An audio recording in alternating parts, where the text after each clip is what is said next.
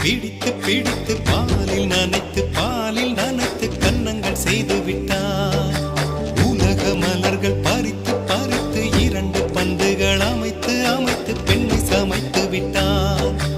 அழகு என்பது ஆண்பாலா பெண்பாலா என்பதில் எனக்கு சந்தேகம் தீர்ந்தது. அழகு என்பது நிச்சயம் பெண்பாலடா. கவிதை என்பது மொழியின் வடிவம் என்றொரு கருத்தும் இன்று உடைந்தது. கவிதை என்பது கன்னி வடிவமடா. மின்னலை பிடித்து மேகத்தில் துடைத்து பெண் என்று படைத்து வீதியில் விட்டு